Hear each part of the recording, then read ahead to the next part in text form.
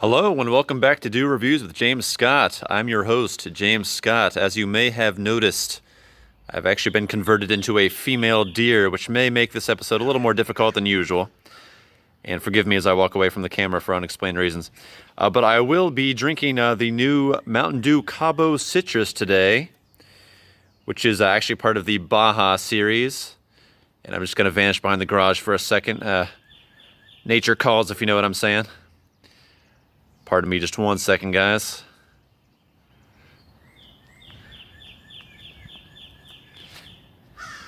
Yeah, sorry, just taking a little longer than expected. You know how it goes. And actually, I seem to have vanished into thin air. I will return in just a moment.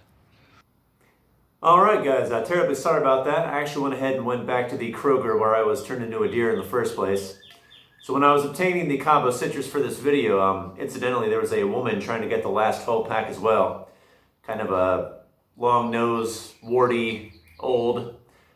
She threatened to hex me if I took the last 12 pack. I didn't think she was serious. I was like, what are you going to do, turn me into a deer? And lo and behold, that's exactly what she did. So now we made amends, we're all good now. And I am here to talk about the new Cabo Citrus Dew. From what I hear, it is similar to Livewire, almost too similar. That's about what half of the people say. The other half are like, what are you talking about? It's its own thing.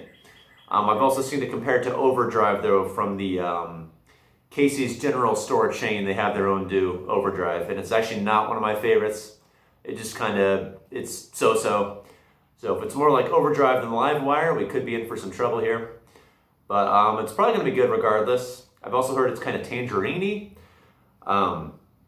But just looking at the can here, I see lime and orange and mandarin. I'm also not sure I'm saying Cabo right. Is it Cabo or Cabo or Cabo? I'm thinking it's Cabo. We're going to stick with Cabo, and if I'm wrong, I'm wrong. Too bad. I can fix it in post, maybe. I think we should probably start with the sip, shouldn't we? It does say the perfect pairing with Doritos at the top. That seems kind of arbitrary. I'm not sure what science is really behind that statement, but let's crack her open here on this very unsanitary step ladder. I'm actually surrounded by ladders right now, apparently. It's got a good whiff here. Wow, that's pretty promising, actually. I did get a whiff of mandarin off of that. Yeah, I see no reason to delay any further.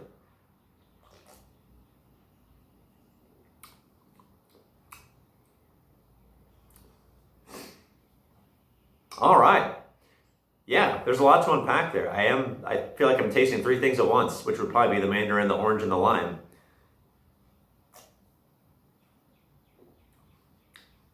I like that. I see where the Livewire people are coming from, though. Because if I wouldn't normally do this, but if I just grabbed a can out of the fridge without looking, took a sip, and had to guess what I was drinking, I would probably guess it was Livewire, but no. It's just kind of enhanced Livewire, because the orange seems to be dominant in there. I thought I smelled mandarin, but now I'm mostly getting orange, and I guess there's lime in there, supposedly. Huh. Yeah, boy, I like it a lot, but it's mostly because I'm siding with the Livewire people. It's not really different enough to set itself apart.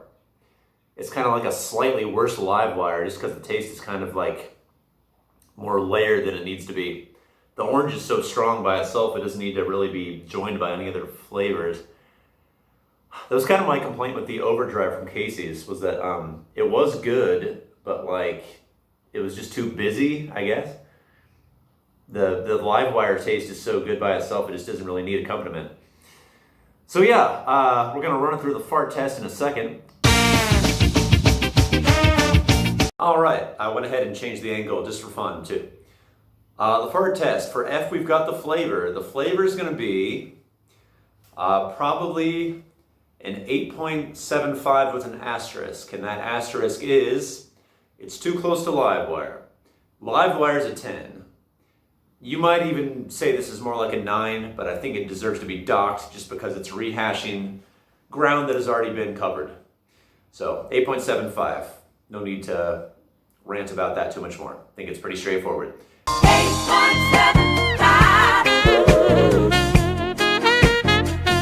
We'll jump right ahead to the A. That would be the art. I'll come in close for this.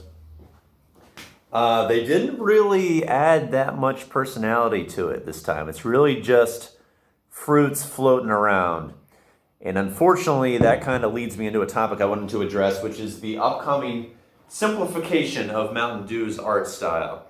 If you've seen in recent history, they're going from the MTN Dew back to spelling it out in full. It's going to be Mountain Dew on all the cans, and a very kind of retro, it's kind of like an old-fashioned style, the font they went with.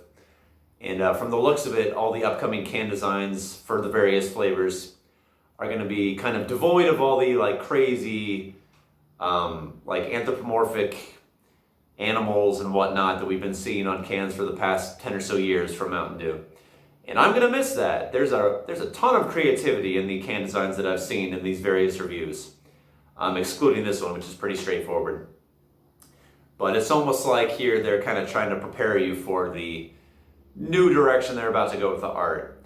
And it's all right looking from what I've seen. It's very like 60s, 70s, kind of like sticks to one color palettes, some like just bright flashes in the background, nothing too nutty.